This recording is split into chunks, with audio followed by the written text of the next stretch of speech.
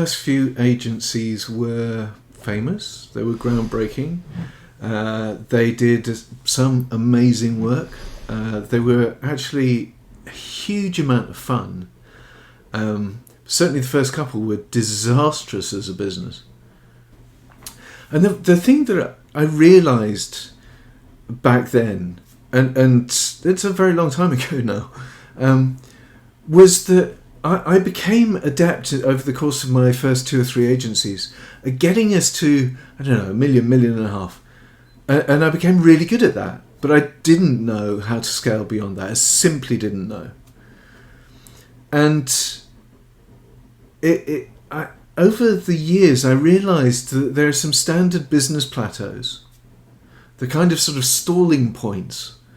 The first is at your first million. You get to $1 million through a combination of force of will and personality and drive and, I don't know, just sheer determination. You get to $1 million revenue, maybe a dozen people working together.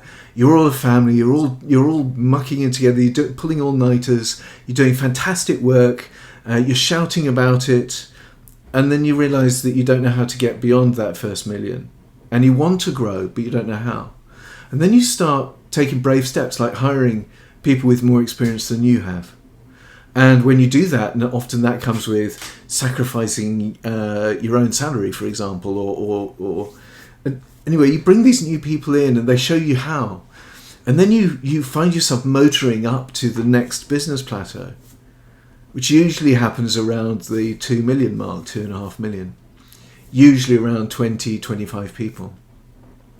And this is absolutely standard. This happens for most service-oriented businesses. Certainly all agencies hit these plateaus at certain points, and then they really have to figure out how to get beyond them. You as an entrepreneur are unlikely to have seen the other side. So usually we do this by trial and error. And in my own case, I spent 10 years doing trial and error, trying to get past this sort of invisible ceiling, this invisible growth barrier. God, incredibly frustrating.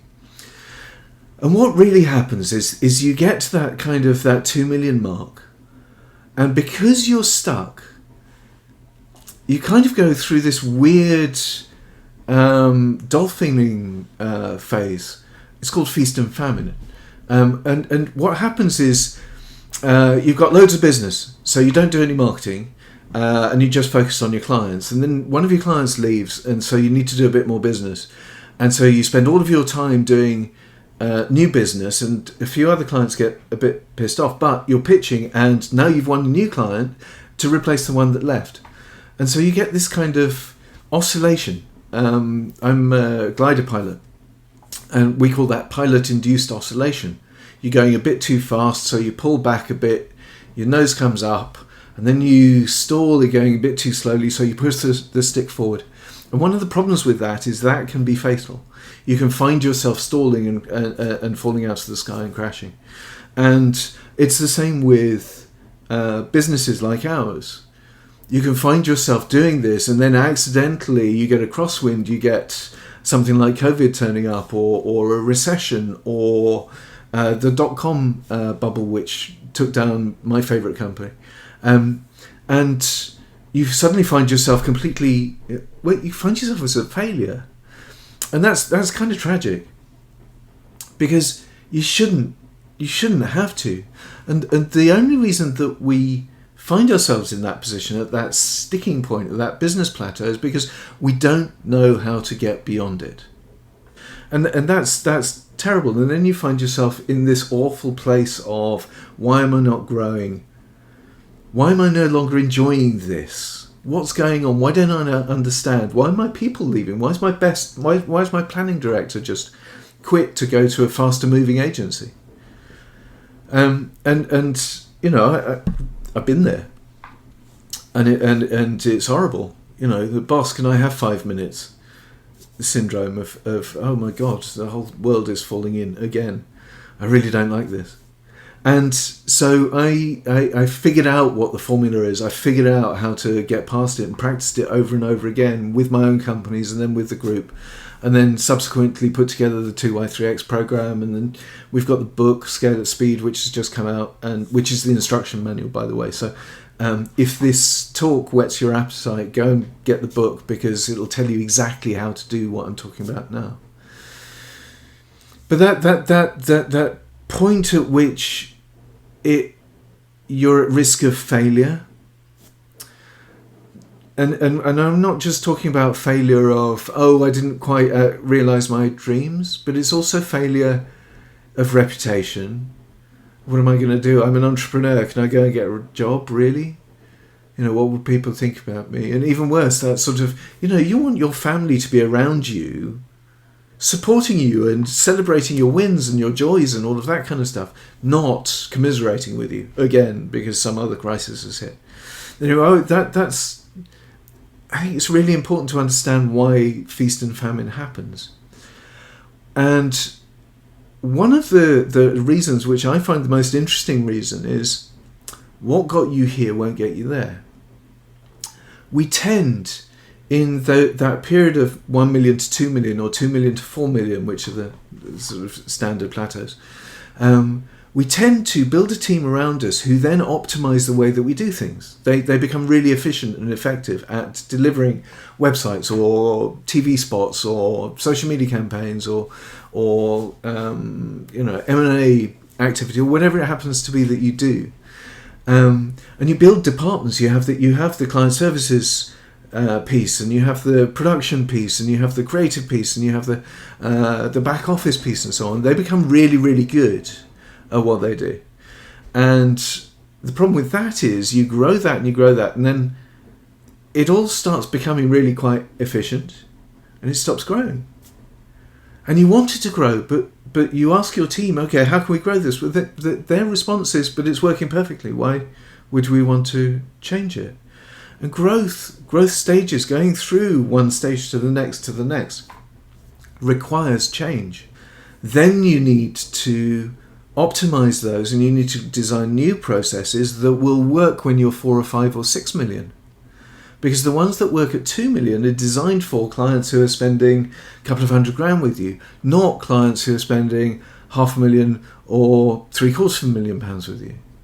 Your products change, your services change, the way that you manage clients change, the way that you plan things change, moving from project-based to retainer-based customers changes. These are all brand new things, and yet we're stuck with the things that we're doing really, really well now. Why would we want to change it? And this is why you hit these growth plateaus. It's fascinating.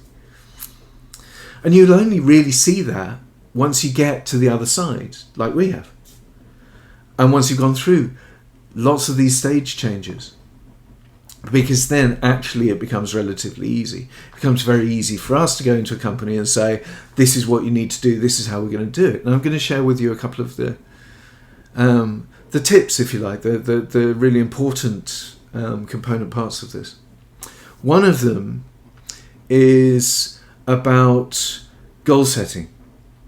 There's somebody called Edwin Locke, who's a researcher and a scientist, and for the last 45 years or so, he's been researching the idea that the more challenging the goal, the more likely you are to succeed at achieving it.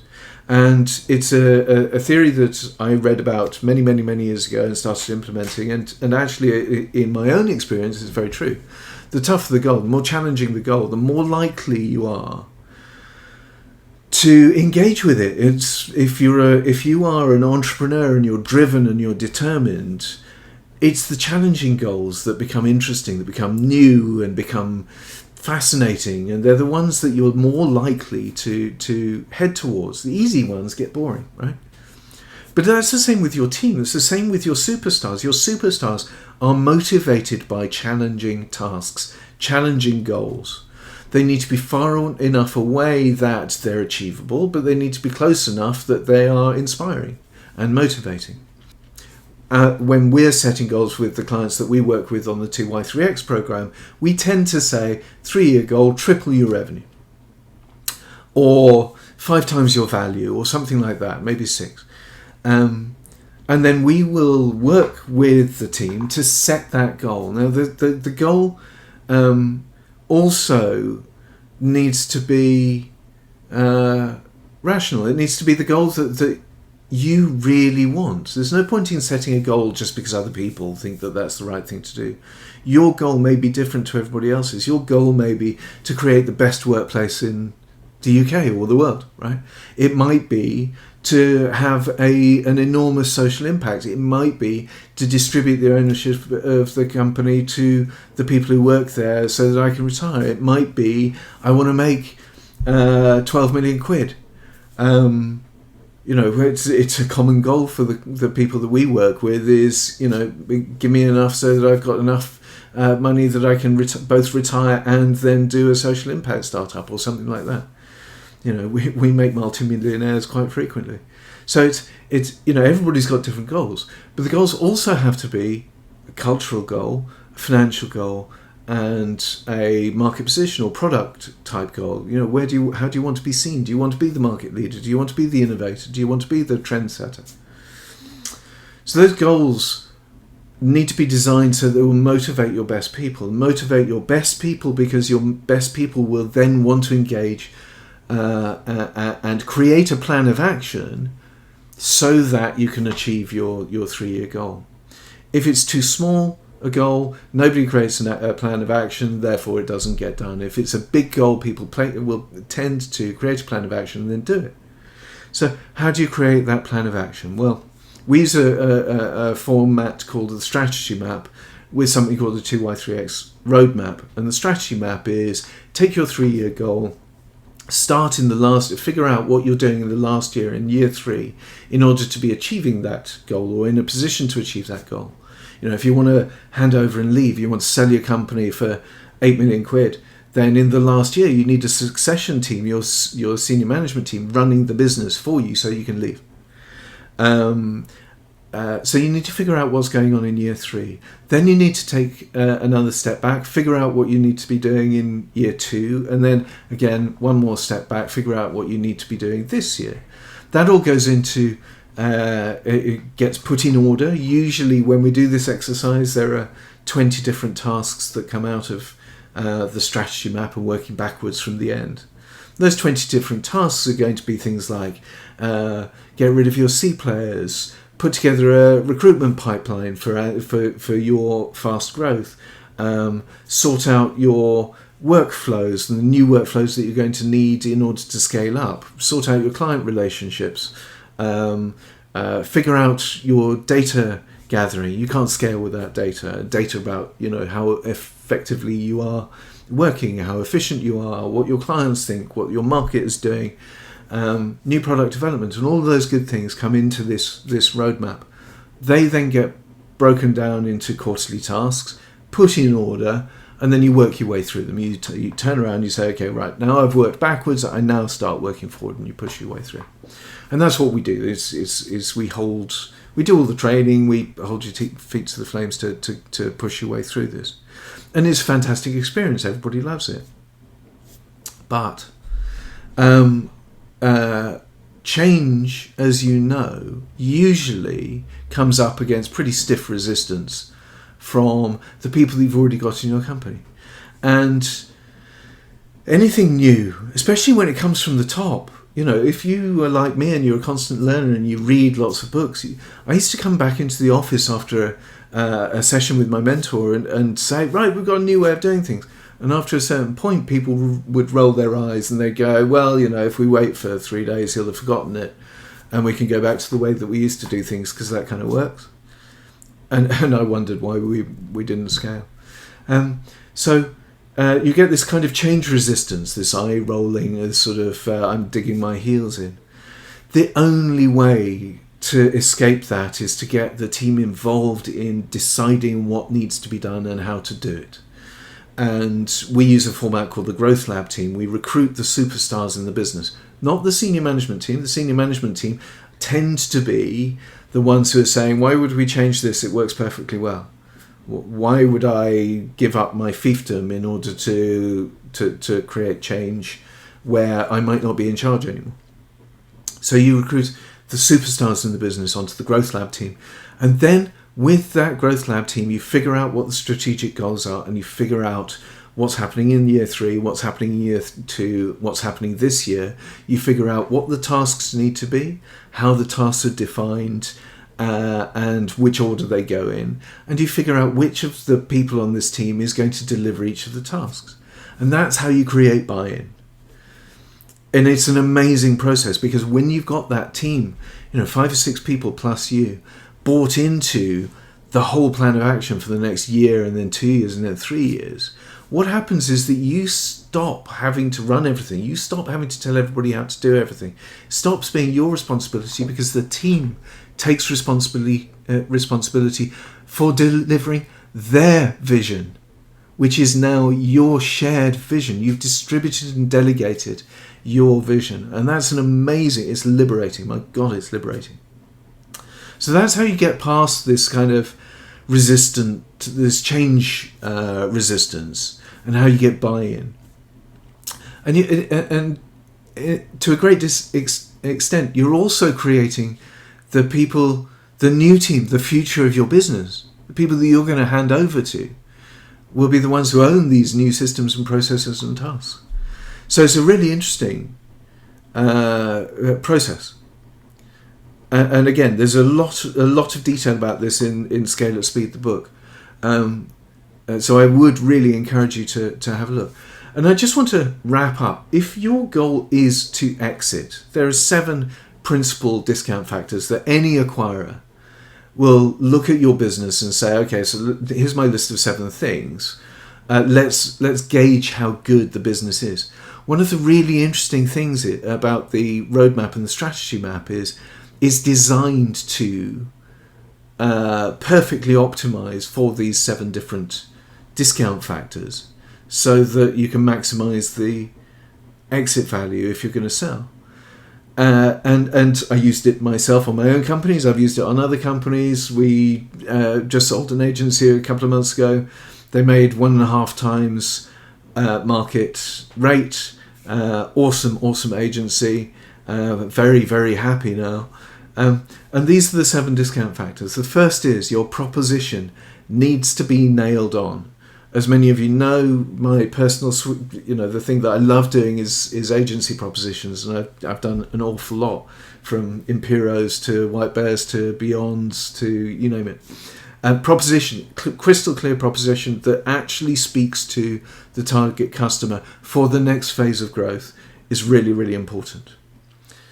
It's important because it attracts the right customers, but it also attracts the right staff and the right acquirers in the end. Second thing, risk register. You need to list every risk to your business. The likelihood of each of those risks, the impact of those risks if it did happen, how to mitigate those risks. What do you do in the event of this thing happening? The risk register is really, really important. It shows that you are mindful of the things that could go wrong, not just your growth strategy. Number 3, customer relationships. How are your customer relationships? Are they retained? Do your customers love you? Which bits of what you do you need to improve in the eyes of your customers? Really, really important. I remember the first time I did a major sale, it was to Interpublic. The first thing the buyers did was call all of our customers. It was like, oh, this is really scary, because we didn't know what the customers really thought. So now we do, yeah? We know all of the time. Everybody on the program knows all the time exactly what all of their customers and clients think every month in, month out, across a whole range of different measures, because it's critical that you understand what your customers think, when they're likely to leave, what you can do to improve the relationship, and what the future opportunities are. Really important. Next thing on our list, number 4, succession. Who's going to replace you once the deal is done and you've left, or you're thinking about leaving? Now, if you're using the Growth Lab team format, guess what? You've got your succession team already in place, already been trained, already taking responsibility, and already running the business by the end of your 3-year plan. It's fantastic. Next, number 5, forward business plan. Well, the 2x3x roadmap and the strategy map are your forward business plan. They constitute a really, really robust view of what you're going to be doing over the next 3 years. And then finally, profit and balance sheet. Profit, you need to be making your 20% net profit. It's not difficult to do. 20% net profit shoves 3 months cash into your bank account. 3 months money in your bank account gives you your safety net. But making profit means you can invest more in growth. 20% net profit, reinvest in new staff, in growing your business, in exploring new avenues, in new product development, in opening up in New York or something. Profit drives growth. And then finally, balance sheet. Make sure that you've got an absolutely healthy balance sheet, because it's from your balance sheet that the initial payment, if you're exiting, is likely to come. So an acquirer really wants to see really strong balance sheet, great profit, future plan, future team in place, great customer relationships, an understanding of the risks and what your plans are in case those risks actually transpire, and a fantastic market proposition. So there you go. That's Scale at Speed in a nutshell. I hope that that's been useful. I'm looking forward to your questions.